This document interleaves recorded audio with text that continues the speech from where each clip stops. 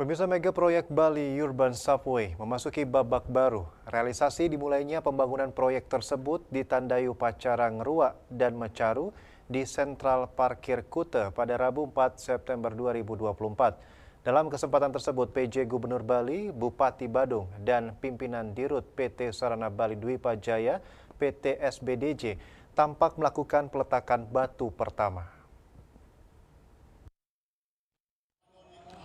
Upacara ngeruak dipuput oleh ide pedando dari Geria Gulingan. Upacara ngeruak bermakna upacara untuk menyucikan dan membersihkan lahan yang akan diubah statusnya untuk menunjang aktivitas manusia, sekaligus memohon kelancaran kepada Tuhan. Upacara ngeruak ini juga sebagai tanda awal dimulainya mega proyek ini.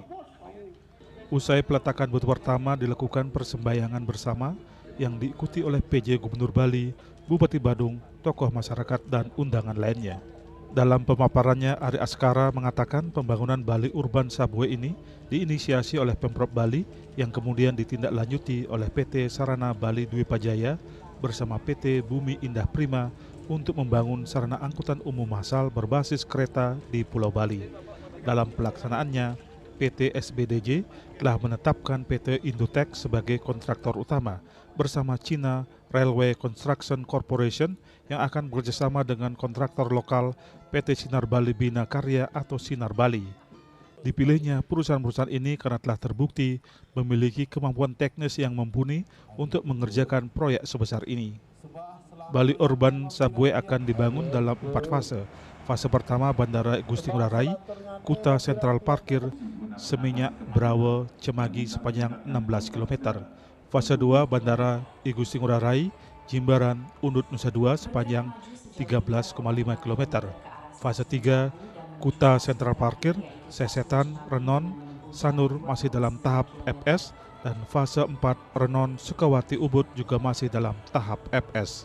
Proyek ini nantinya akan berada 30 meter di bawah tanah dan seluruh biaya mega proyek ini ditanggung oleh investor atau dengan sistem bisnis to bisnis tanpa membebani APBN dan APBD. Untuk fase pertama yang fase Ngurah Rai Kuta kita selesaikan di awal 2028. Yang fase 2 akhir 28 juga. Kenapa? Karena di Kuta, Seminyak, Canggu, Cemagi itu batu semua, sehingga cuma mungkin 3 meter per hari, jadi sangat lambat. Kalau Nusa Dua itu karena kapur atau aluvial itu bisa 30 meter per hari, jadi bisa lebih cepat. Untuk pengadaan lahan di stasiun Kuta, Pemprov Bali dan Pemkab Badung berkolaborasi menyediakan lahan di Sentral Parkir Kuta. Dimulainya realisasi MRT ini harapannya tidak hanya sebagai solusi kemacetan, namun juga memberikan kenyamanan bagi turis dan masyarakat Bali.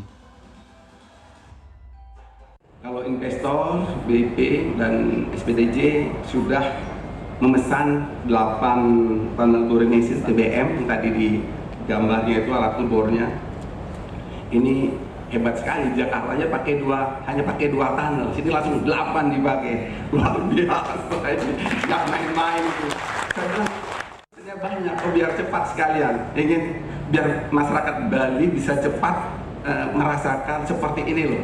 Nah, kalau kita punya transportasi publik yang bagus.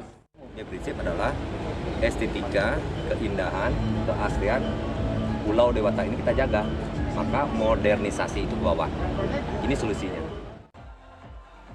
Ari Askara menambahkan pembangunan fase 1 dan 2 akan beroperasi penuh pada 2031.